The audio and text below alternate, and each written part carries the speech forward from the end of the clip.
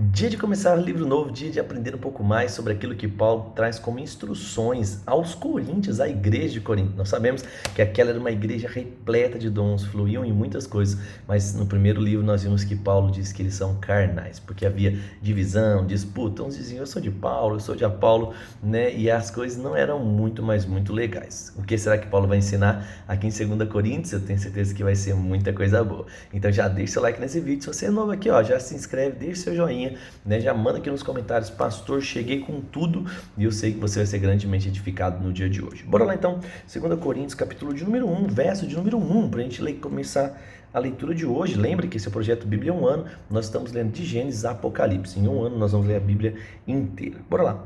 Eu, Paulo, chamado pela vontade de Deus para ser apóstolo de Cristo, escreve essa carta como nosso irmão Timóteo, à igreja de Deus em Corinto e a todo o seu povo santo de Acaia.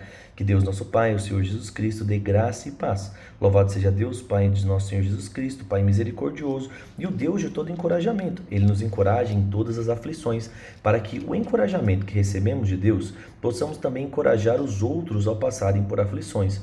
Pois quanto mais sofrimento por Cristo suportamos, mais encorajamento será derramado sobre nós por meio de Cristo. Lembra? Então, independente do tamanho da tentação, Deus vai te fortalecendo. Sempre você pode resistir. Ele continua, mesmo quando estamos sobrecarregados de aflições, é para o encorajamento e a salvação de vocês, pois quando somos encorajados, certamente encorajaremos vocês, e então vocês poderão suportar pacientemente os mesmos sofrimentos que nós. Temos uma firme esperança de que, assim como vocês participam dos nossos sofrimentos, também participarão do nosso encorajamento. Irmãos, queremos que saibam que as aflições pelas quais passamos na província da Ásia, fomos esmagados, oprimidos, além da nossa capacidade de suportar, e pensamos que não iríamos sobreviver. De fato, esperávamos até morrer, mas como resultado, deixemos de confiar em nós mesmos e aprendemos a confiar somente em Deus, que ressuscita os mortos. Ele nos livrou do perigo mortal e nos livrará outra vez. Nele depositamos nossa esperança e Ele continuará a nos livrar. E vocês têm nos ajudado a orar por nós. Então, muitos darão graças porque Deus, em sua bondade, respondeu a tantas orações feitas em nosso favor. Verso 12. Podemos dizer que com certeza, com nossa consciência limpa, que temos vivido em santidade e sinceridade dada por Deus. Dependemos da graça divina e não da sabedoria humana. É dessa forma que nós temos conduzido diante do mundo, especialmente em relação a vocês. Nossas cartas foram claras e objetivas, não havendo nada escrito nas entrelinhas que não conseguissem compreender. Espero que um dia vocês entendam plenamente, mesmo que não façam agora. Então, no dia do Senhor Jesus Cristo, poderão se orgulhar de nós como nos orgulhamos de vocês, porque eu estava tão certo de sua compreensão e confiança, queria abençoá-los duplamente, visitando 2 vezes, primeiro a caminho da Macedônia e depois quando voltasse de lá. Então vocês poderiam ajudar com a minha viagem para a Judéia. Verso 17. Talvez vocês estejam se perguntando, por que eu mudei de ideia? Será que faço os meus planos de modo irresponsável? Será que sou como as pessoas do mundo que dizem sim quando na verdade querem dizer não? Cuidado com isso, hein?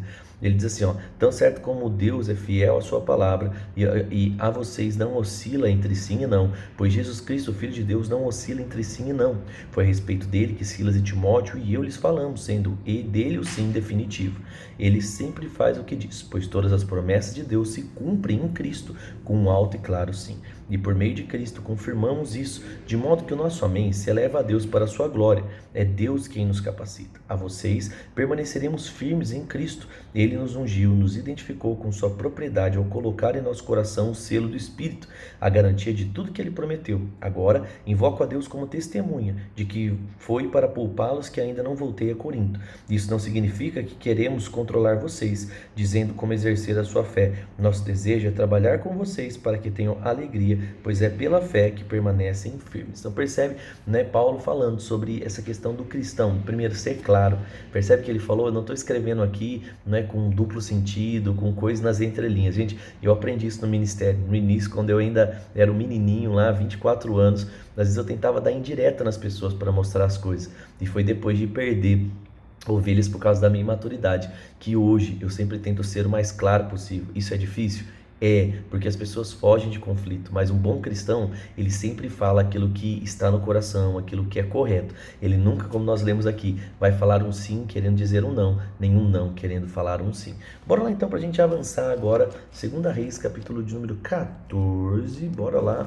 Nós estamos vendo aqui os reis, a história do povo de Israel. 2 Reis, capítulo de número 14.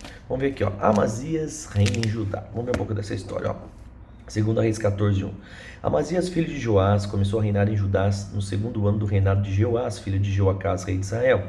Amazias tinha 25 anos quando começou a reinar e o seu reino durou 29 anos. Sua mãe se chamava Jeodã e era de Jerusalém. Amazias fez o que era certo aos olhos do Senhor, mas não como seu antepassado Davi. Seguiu o exemplo de seu pai Joás. Amazias não destruiu os santuários idólatras e o povo continuou a oferecer sacrifício e a queimar incenso nesses lugares. Quando Amazias se firmou no poder, executou os oficiais que haviam assassinado seu pai. Contudo, não matou os filhos dos assassinos em obediência ao mandamento do Senhor, registrado por Moisés no livro da lei. Os pais não serão executados por causa do pecado dos filhos, nem os filhos por causa do pecado dos pais, pois aqueles que merecem morrer deverão ser executados pelas suas próprias causas. Amazias também matou 10.000 edomitas no Vale do Sal, conquistou a cidade de Selá e mudou o nome para Joquetel, como se chama até hoje. Certo dia ele enviou mensageiros a Joás, filho de Joacás, filho de Jeú, rei de Israel, com este desafio: venha me enfrentar numa batalha. Mas Joás, filho de Israel, respondeu a Amazias, rei de Judá, com a seguinte história: nos montes do Líbano, o espinheiro enviou esta mensagem ao poderoso cedro: dê sua filha de casamento ao meu filho. No entanto, o animal selvagem do Líbano veio, pisoteou o espinheiro e o esmagou. De fato, você derramou Edom e está orgulhoso disso, mas contente-se com a sua vitória e fique em casa. Por que trazer desgraça sobre você e sobre o povo de Judá? Amazias, porém, se recusou a ouvir. Então Jeoás, rei de Israel, mobilizou seu exército contra Amazias, rei de Judá. Os dois exércitos se enfrentaram em Bet-Semes, em Judá. O exército de Judá foi derrotado pelo exército de Israel, e os soldados fugiram para casa. Joás, rei de Israel, capturou Amazias, filho de Joás, filho de Acasias, rei de Judá, em Bet-Semes. Em seguida, marchou para Jerusalém, onde ele construiu 180 metros de muro na cidade, desde a porta de Efraim até a porta de esquina. Verso 14. Levou embora todo o ouro, toda a prata, utensílios do templo, também levou os tesouros do palácio real e os fez reféns. Depois voltou para Samaria. Os demais acontecimentos do reinado de Joás e tudo o que ele fez, inclusive a extensão do seu poder e sua guerra contra Amazias, rei de Judá, estão registrados no livro das histórias dos reis de Israel. Quando Joás morreu e se reuniu com seus antepassados, foi sepultado em Samaria, junto com os reis de Israel. Seu filho Jeroboão II foi o seu sucessor. Amazias, filho de Joás, rei de Judá, viveu ainda mais 15 anos depois da morte de Joás, filho de Joacás, rei de Israel. Os demais acontecimentos do reinado de Amazias estão registrados no livro das histórias dos reis de Judá. Houve uma conspiração contra Amazias em Jerusalém, e ele fugiu para Laques. Seus inimigos, porém, mandaram assassinos atrás dele e o mataram ali. Seu corpo foi trazido de volta para Jerusalém num cavalo, e ele foi sepultado com seus antepassados na cidade de Davi. Verso 21. Todo o povo de Judá proclamou seu filho Uzias como rei, de 16 anos, como sucessor do seu pai Amazias. Depois que seu pai morreu e se reuniu com os antepassados, Uzias reconstruiu a cidade de Elate e recuperou-se para Judá. Jeroboão II, filho de Jeoás, começou a reinar em Israel no 15º ano do reinado de Amazias, filho de Joás, rei de Judá. Reinou em Samaria por 41 anos, fez o que era mal aos olhos do Senhor de novo, né? Não se afastou dos pecados de Jeroboão, filho de Nabate, que havia levado Israel a cometer. Jeroboão II recuperou os territórios de Israel, entre Labote e Ramate e o Mar Morto, conforme o Senhor, o Deus de Israel, havia anunciado por meio de Jonas, filho de Amitai, profeta de Gad e Hefer. O Senhor viu como era grande o sofrimento de Israel, tanto escravos como livres, e não havia ninguém em Israel que pudesse socorrê-los. E porque o Senhor não tinha dito que apagaria completamente o nome de Israel, usou então Jeroboão II, filho de Joás, para socorrê-los. Os demais acontecimentos do reinado de Jeroboão II e tudo que ele fez, extensão do poder, guerra que travou, tudo que ele recuperou nas cidades de Damasco e Ramate, que haviam pertencido a Judá, estão registrados no livro das histórias dos reis de Israel. Quando Jeroboão II morreu, se uniu aos seus antepassados e foi sepultado em Samaria com os reis de Israel. Seu filho Zacarias foi então seu sucessor. A gente percebe mais uma vez, um rei acerta, outro rei vem e erra. Percebe que eles não acertam por completo. Já já a gente vai ver o que vai acontecer, né? Que um homem mesmo de Deus vai se levantar e vai consertar toda essa brincadeira, mas você percebe que é muito difícil para o homem abandonar alguns certos pecados. Então, por isso que eu e você não devemos julgar, porque cada um tem de fato as suas dificuldades. Então, cuide você dos seus problemas, deixe os outros cuidar dos problemas deles e bora viver a melhor de Deus. Amém? Bora lá então agora, Miqueias, capítulo de número 4. Nós estávamos vendo aqui Miqueias profetizando contra Israel por causa dos seus pecados. Vamos ver o que acontece aqui, ó. Miqueias 4:1. Nos últimos dias, o monte da casa do Senhor será o mais alto de todos. Será elevado acima das colinas e os povos de todo mundo irão até lá. Gente de muitas nações virá e dirá: venham, subamos ao monte do Senhor, a casa de Deus e de Jacó. Ele ali ensinará como devemos viver e andaremos com seus caminhos, pois a lei do Senhor sairá de Sião e sua palavra sairá de Jerusalém. O Senhor será mediador entre os povos e resolverá conflitos entre nações poderosas e distantes.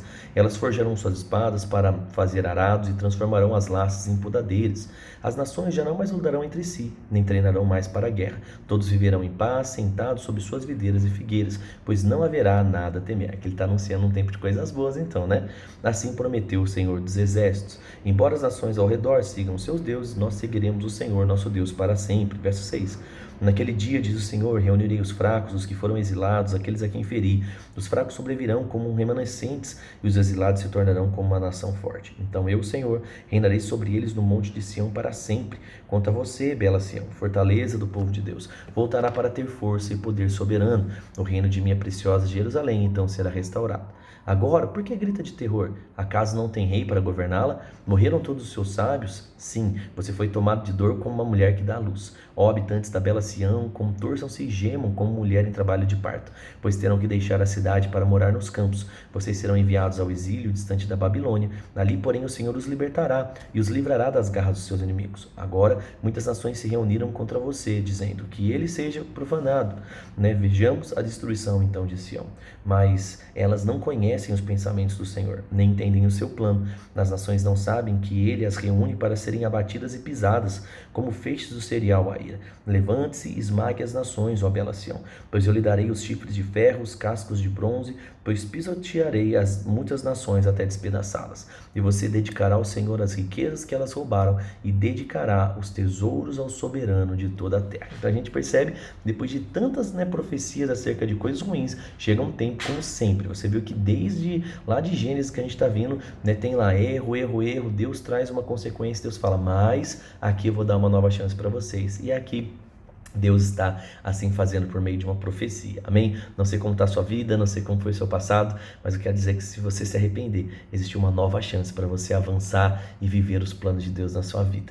Vamos orar? Pai, eu quero te agradecer pela vida de cada um que está comigo nessa leitura, cada um que está abrindo o coração para as palavras do Senhor. Eu sei que mais do que eu, o teu Espírito, Pai, pode nos ensinar e pode falar ao nosso coração, comunicando verdades poderosas para que a nossa vida seja transformada em todas as áreas e assim vivamos aquilo que o Senhor planejou. Eu coloco a vida de cada escudeiro, cada homem, cada mulher fiel que tem lido a Bíblia todos os dias comigo, que eles possam desfrutar do melhor dessa terra, no nome de Jesus. Amém. O que é que Deus falou no seu coração? Qual foi a passagem, qual foi o livro que mais falou com você? Escreve aqui embaixo o que você aprendeu hoje e eu vou ficar muito feliz em ver, porque eu dou like, eu dou coraçãozinho lá para mostrar que eu vi, tá bom? Compartilhe lá no grupo da igreja, no grupo do seu departamento, chama o povo para ler a Bíblia e eu espero você até o nosso próximo vídeo. Um grande abraço, fique com Deus e tchau, tchau.